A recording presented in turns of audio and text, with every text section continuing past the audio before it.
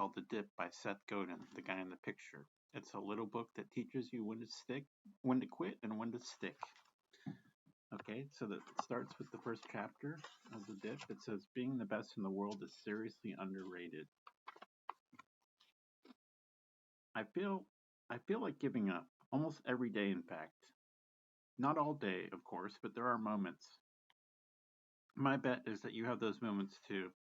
If you're the kind of high achieving, goal oriented person who finds herself reading a book like this, you're probably used to running into obstacles.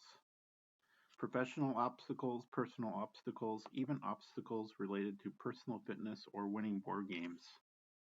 Most of the time, we deal with obstacles by persevering. Sometimes we get discouraged and turn to inspirational writing like stuff from Vince Lombardi. Quitters never win, and winners never quit. Bad advice. Winners quit all the time.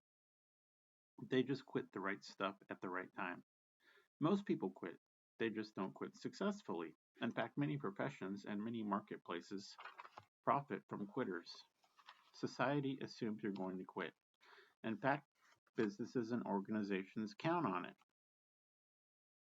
If you learn about the systems that have been put in place that encourage quitting, you'll be more likely to beat them. And once you understand the common sinkhole that trips up so many people, which I call the dip, you'll be one step closer to getting through it. Extraordinary benefits accrue to the tiny minority of people who are able to push just a tiny bit longer than most. Extraordinary benefits also accrue to the tiny majority with the guts to quit early and refocus their efforts on something new. In both cases, it's about being the best in the world, about getting through the hard stuff and coming out on the other side. Quit the wrong stuff, stick with the right stuff. Have the guts to do one or the other. The best in the world. Hannah Smith is a very lucky woman. She's a law clerk at the Supreme Court. She's the best in the world. Last year, more than 42,000 people graduated from law school in the United States, and 37 of them were awarded Supreme Court clerkships.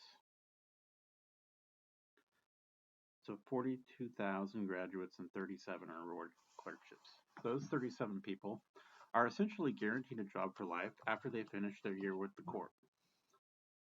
Top law firms routinely pay a signing bonus of $200,000 or more to any clerks they're able to hire. Clerks go on to become partners, judges, and senators. There are two things worth noting here.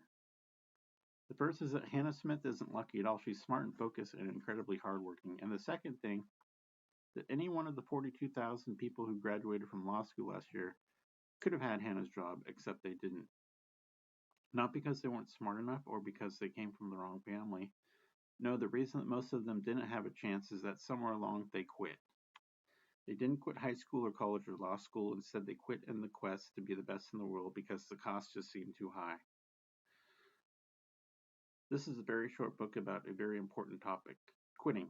Believe it or not, quitting is often a great strategy, a smart way to manage your life and your career. Sometimes, though, quitting is exactly the wrong thing to do. It turns out that there's a pretty simple way to tell the difference.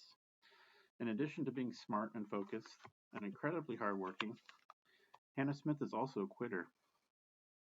In order to get as far as she's gotten, she quit countless other pursuits. You really can't try to do everything, especially if you intend to be the best in the world. Before we start on the quitting, though, you probably need to be sold on why being the best in the world matters so much.